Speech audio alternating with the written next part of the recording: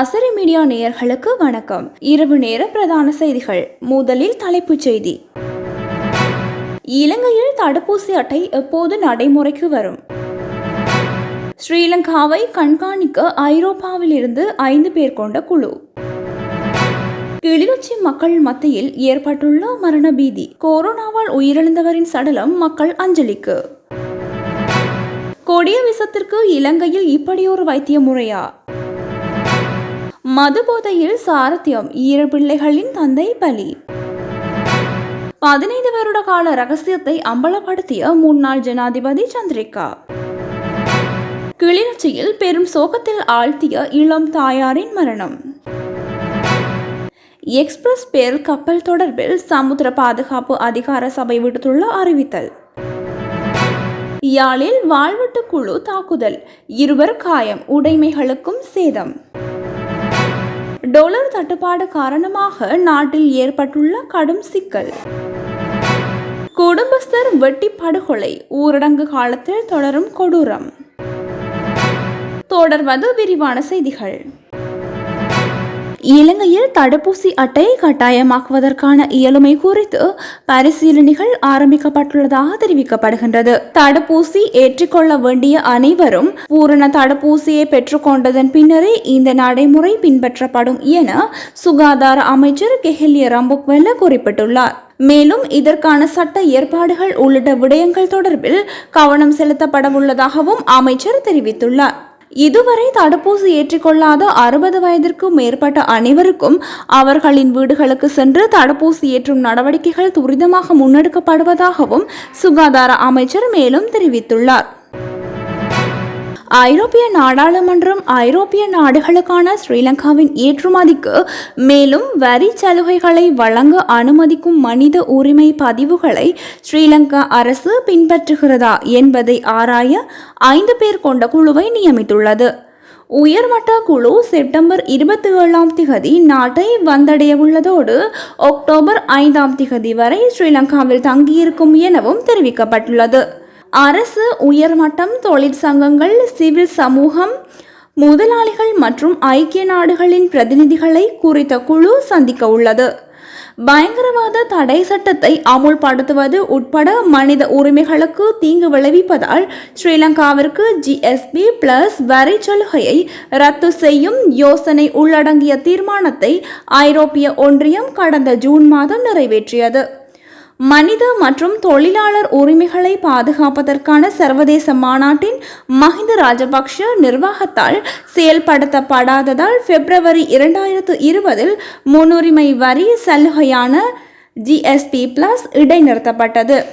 நல்லாட்சி அரசாங்கம் மனித உரிமைகள் தொடர்பான 27 சர்வதேச உடன்படிக்கைகளை செயற்படுத்துவது குறித்த உத்தரவாதத்திற்கு அமைய நம்பிக்கையின் அடிப்படையில் 2017 மே மாதம் GSP+ மீண்டும் இலங்கைக்கு கிடைக்கப்பெற்றது.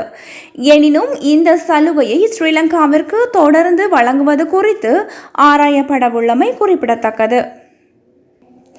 இவற்றை ஆராயவுள்ள ஐரோப்பிய ஒன்றியத்தின் வர்த்தகம் மற்றும் நிலையான அபிவிருத்தி குறித்த சிரேஷ்ட ஆலோசகர் நிக்கோலஸ் டைமிஸ், ஐரோப்பிய வெளிவிவகார சேவை தெற்காசிய பிரிவு தலைவர் யோனிஸ் தியோகார்கிஸ் ஆர்கிரோபோலஸ், ஐரோப்பிய ஒன்றிய GSP வர்த்தக விருப்ப தெரிவுகள் ஒருங்கிணைப்பாளர் கைடோ டோலரா, ஐரோப்பிய ஒன்றிய வேலைவாய்ப்பு சமூக விவகாரங்களுக்கான ஐரோப்பிய ஒன்றியத்தின் பணிப்பாளர் நாயகம் மற்றும் பிரிவு தலைவர் லூயிஸ் பிராட்ஸ், ஸ்ரீலங்கா மற்றும் மாலைத்தீவுக்கான ஐரோப்பிய வெளிவிவகார நடவடிக்கை சேவையின் அலுவலக அதிகாரி மோனிகா பைலைட் மற்றும் ஐரோப்பிய வெளிவிவகார நடவடிக்கை சேவை மனித உரிமைகள் கொள்கை அதிகாரி பவ்லோ சல்ஃபியா ஆகியோர் ஸ்ரீலங்காவிற்கு விஜயம் மேற்கொள்ள உள்ளனர். கொரோனா தொற்றால் உயிரிழந்தவரின் உடலை வீட்டிற்கு எடுத்து சென்று மக்கள் அஞ்சலி செய்ய அனுமதித்த சம்பவம் கிளிநொச்சி மக்கள் மத்தியில் பெரும் அச்ச நிலைமை ஏற்பட்டுள்ளது. குறித்த மரண சடங்கினை வீட்டில் நடத்துவதற்கான ஏற்பாட்டில் பிரபல மருத்துவர் ஒருவரும் முன்னின்று செயற்பட்டுள்ளதாகவும் தெரிவிக்கப்பட்டுள்ளது. இந்த சம்பவம் தொடர்பில் மேலும் தெரிய வருகையில் கிளிநொச்சி உதயநகர் கிழக்கு பகுதியை சேர்ந்த முன்னாள் கிராம அலுவலகர் ஒருவர் கடந்த 16 கிளிநொச்சி மாவட்ட வைத்தியசாலையில் உயிரிழந்துள்ளார்.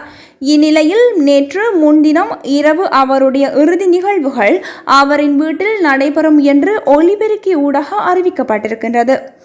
இந்த விடயம் தொடர்பில் சமூக ஆர்வலர்களாலும் அரசு உத்தியோகத்தர்களாலும் சம்பந்தப்பட்ட அதிகாரிகளின் கவனத்திற்கு கொண்டு செல்லப்பட்டுள்ளது.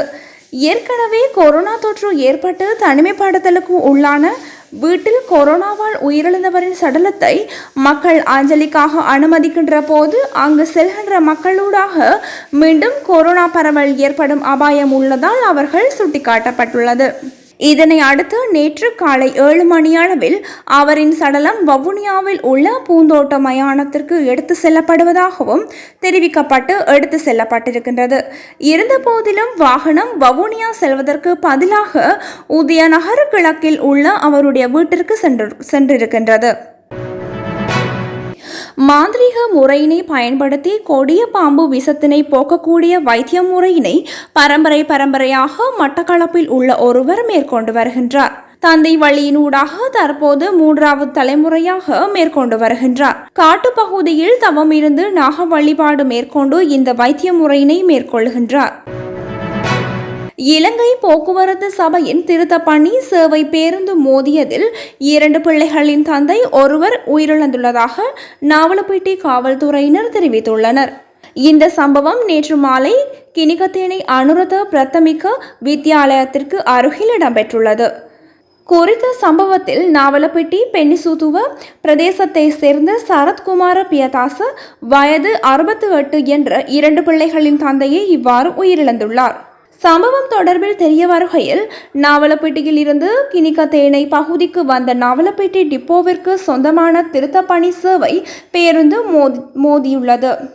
விபத்துக்குள்ளான பேருந்து சாரதி மது போதையில் இருந்துள்ளதுடன் விபத்து தொடர்பில் காவல்துறையினருக்கு அறிவிக்காது தலைமறைவாகியுள்ளார். படுகாயமடைந்தவர் நாவலப்பிட்டி வைத்தியசாலையில் சேர்க்கப்பட்ட போதும் அவர் சிகிச்சை பலனின்றி உயிரிழந்துள்ளார். தலைமறைவாகியிருந்த பேருந்து சாரதியை நாவலப்பிட்டிய போக்குவரத்து காவல்துறையினர் கைது செய்துள்ளதுடன் நாவலப்பிட்டி நீதவான் நீதிமன்றத்தில் முன்னிலைப்படுத்தப்பட்ட நடவடிக்கை எடுத்துள்ளதாகவும் நாவலப்பிட்டிய காவல்துறையினர் தெரிவித்துள்ளனர். முன்னாள் ஜனாதிபதி சந்திரிகா 15 வருட கால ரகசியத்தை வெளிப்படுத்தியுள்ளார். கடந்த 2005 மஹிந்த ராஜபக்ஷ ஜனாதிபதியாக நியமிக்கப்பட்ட போது அமைச்சர் மங்கள சமரவீர தனது கைப்பட எழுதிய கடிதம் ஒன்றை அனுப்பி வைத்துள்ளார். அது தொடர்பான ரகசியம் முன்னாள் ஜனாதிபதி சந்திரிகா குமாரதுங்கவினால் வெளிப்படுத்தப்பட்டுள்ளது. ஸ்ரீலங்கா சுதந்திர கட்சியின் தலைவர் பதவியிலிருந்து என்னை நீக்குவதற்காக நடத்தப்பட்ட கட்சி நிர்வாக சபை கூட்டங்களில் பங்கேற்க மாட்டேன் என்று தெரிவிக்கும் வகையில் மங்கள கடிதம் அனுப்பியதாக அவர் தனது சமூக ஊடக பதிவில் தெரிவித்துள்ளார். கடிதத்தின் முழு விபரம் கீழே. எனது பழைய ஆவணங்களில் நான் கண்ட கடிதம் ஒன்று.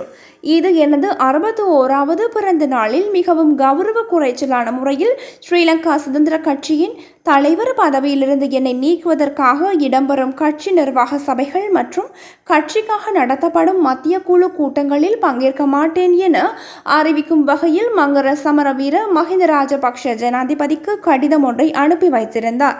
கட்சி தலைவர் பதவியை கௌரவத்துடன் விட்டுக் கொடுக்க தயாராக இருப்பதாக நான் தெரிவித்திருந்தேன். எனது பிறந்த நாளில் என்னை கட்சி தலைவர் பதவியிலிருந்து நீக்க அவருக்கு தேவை இருந்தது. எனினும் அதனை எதிர்க்கும் அதிகாரம், துணிச்சல் அனுர மங்களம் மற்றும் ஜெயராஜ் போன்ற மிக சிலருக்கு மட்டுமே இருந்தது.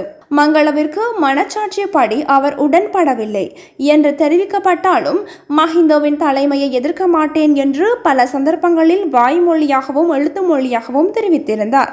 அவர் தனது சொந்த கையெழுத்தில் இரகசிய தன்மையை பராமரிக்க இந்த கடிதத்தை எழுதினார்.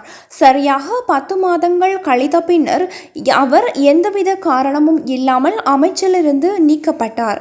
ஆனால் மங்கள தனது கொள்கையை கைவிடவில்லை என முன்னாள் ஜனாதிபதி சந்திரிகா தனது சமூக வலைதளங்களில் தெரிவித்துள்ளார். கிளிநொச்சியில் குழந்தை பிரசவித்த நிலையில் 27 வயதான இளம் தாயார் ஒருவர் மரணமடைந்த சம்பவம் பெரும் சோகத்தை ஏற்படுத்தியுள்ளது. தர்மபுரம் கிளிநொச்சியினை சேர்ந்த இளம் தாயொருவர் தனது பிரசவத்திற்காக யாழ் போதனா மருத்துவமனைக்கு சென்றுள்ளார். அங்கு குழந்தையை பிரசவித்த நிலையில் தாயார் உயிரிழந்துள்ளார். கிளிநொச்சி தர்மபுரத்தில் வசித்து வந்த 27 அகவையுடைய துசி என்று அழைக்கப்படும் அஜந்தன் துசியந்தினி என்ற இளம் பெண்ணை இவ்வாறு உயிரிழந்துள்ளார். இவரது உடல் யாழ் போதனா மருத்துவமனையில் வைக்கப்பட்டுள்ளதுடன் குழந்தையும் மருத்துவமனையில் சிகிச்சை பெற்று வருகின்றது. தீப்பற்றுதலுக்குள்ளாகி கடலில் மூழ்கிய எக்ஸ்பிரஸ் பேர் கப்பலை அகற்றுவதற்கு முன்னர் அதில் உள்ள எரிபொருள் முழுமையாக வெளியேற்றப்பட்டிருக்க வேண்டும் என குறித்த கப்பல் நிறுவனத்திற்கு அறிவுறுத்தப்பட்டுள்ளது. சமுத்திர பாதுகாப்பு அதிகார சபையினால் இந்த அறிவித்தல் விடுக்கப்பட்டுள்ளது. குறித்த கப்பலில் எரிபொருள் எஞ்சியிருப்பின் அதனை முழுமையாக அகற்றிய பின்னர் கப்பலையும் கொள்கலன்களையும் வெளியேற்ற முடியும் என சமுத்திர பாதுகாப்பு அதிகார சபையின் தலைவர் தர்ஷினி லஹந்தபுர தெரிவித்துள்ளார். தற்போது அந்த கப்பல் நிறுவனமானது அது தொடர்பான ஆய்வுகளை முன்னெடுத்து வருகின்றது. யாழ்ப்பாணம் வட்டுக்கோட்டை காவல்துறை பிரிவுக்குட்பட்ட மூதல்யார் கோவில் பகுதியில் நேற்று இடம்பெற்ற வாழ்வெட்டு சம்பவத்தில் 2 காயமடைந்துள்ளதுடன் உடைமைகளுக்கும் சேதம் விளைவிக்கப்பட்டுள்ளதாக காவல்துறையினர் தெரிவிக்கின்றனர். நேற்று இரவு 7 மணியளவில் மூதல்யார் கோயில் பகுதிக்குள் நுழைந்த வாழ்வெட்டு கும்பல் மேற்கொண்ட தாக்குதலில் நபரொருவர் காயமடைந்துள்ளார். அத்துடன் குறித்த குழுவினர் வீடொன்றின் நுழைவாயினை சேதப்படுத்தியுள்ளதுடன் 2 ஒந்துருளிகளையும் சேதப்படுத்தி சென்றுள்ளனர். வாழ்வெட்டுக்கு இலக்கான நபர் சிகிச்சைகளுக்காக யாழ் போதனா வைத்தியசாலையில் அனுமதிக்கப்பட்டுள்ளார். அதன் பின்னர் மீண்டும் அப்பகுதிக்கு சென்ற குறித்த கும்பல் முதியவர் ஒருவரின் மீதும் வாழ்வெட்டு தாக்குதலை மேற்கொண்டுள்ளதுடன் 2 கடைகள் மீதும் தாக்குதல் நடத்திவிட்டு தப்பி சென்றுள்ளது. இதனை அடுத்து காவல்துறையினரும் இராணுவத்தினரும் குறித்த பகுதிக்கு சென்று தாக்குதலுடன் தொடர்புடைய சந்தேக நபர் ஒருவரை கைது செய்ததுடன் 7 உந்துருளிகளை கைப்பற்றியுள்ளனர். கைது செய்யப்பட்ட நபர் நீதிமன்றம் ஒன்றில் கடமையாற்றுபவர் என விசாரணைகளில் தெரியவந்துள்ளது. சம்பவத்துடன் தொடர்புடைய ஏனைய சந்தேக நபர்களை கைது செய்ய வட்டுக்கோட்டை காவல் நிலையத்தினர் மேலதிக விசாரணைகளை மேற்கொண்டு வருகின்றனர். இலங்கைக்கு தேவையான அத்தியாவசிய உணவுப் பொருட்கள் மற்றும் சமையல் எரிவாயு ஆகியவற்றை இறக்குமதி செய்வதில் நாட்டில் காணப்படும் டாலர் தட்டுப்பாடு காரணமாக அமைந்துள்ளது என வர்த்தகர்கள் தெரிவித்துள்ளனர். நாட்டில் காணப்படும் டாலர் தட்டுப்பாடு இறக்குமதி தொடர்பில் பெரும் பாதிப்பை ஏற்படுத்தியுள்ளது எனவும் அவர்கள் கூறியுள்ளனர். அத்துடன் உலக சந்தையில் சமையல் எரிவாயுவின் விலையுடன் ரூபாவின் பெறுமதி இறக்கம் கடும் பாதிப்பை ஏற்படுத்தியுள்ளதாக ஸ்லப் கேஸ் நிறுவனம் கூறியுள்ளது. எனினும் இந்த நிலைமையானது அக்டோபர் 1ஆம் தேதிக்கு பின்னர் மாற்றமடையும் என இலங்கை மத்திய வங்கியின் ஆளுநர் தெரிவித்துள்ளார். அதேவேளை இலங்கைக்கு வழங்கப்படும் பொருட்களான பணம் செலுத்தப்படுவது தாமதமாவதால் மீண்டும் பொருட்களை கப்பலில் ஏற்ற விநியோகஸ்தர்கள் தயங்குவதாக இந்திய ஊடகங்கள் செய்தி வெளியிட்டுள்ளன. மாத்தறை மாவட்டம் அக்ரஸ போலீஸ் பிரிவுக்கு உட்பட்ட மல்துவ பிரதேசத்தில் இருவருக்கிடையில் ஏற்பட்ட முறுகலில் ஒருவர் வெட்டி படுகொலை செய்யப்பட்டுள்ளார் என்று போலீஸ் ஊடக பிரிவு தெரிவித்துள்ளது. அக்ரஸ மல்துவ பிரதேசத்தை சேர்ந்த 41 வயதுடைய நபரை இவ்வாறு படுகொலை செய்யப்பட்டுள்ளார். சடலம் பிரேத பரிசோதனைக்காக மாத்தறை வைத்தியசாலையில் வைக்கப்பட்டுள்ளது. இந்த கொலையுடன் தொடர்புடைய நபர் தப்பி சென்றுள்ள நிலையில் அவரை கைது செய்வதற்கான நடவடிக்கை அக்ரஸ போலீசார் ஈடுபட்டு வருகின்றனர்.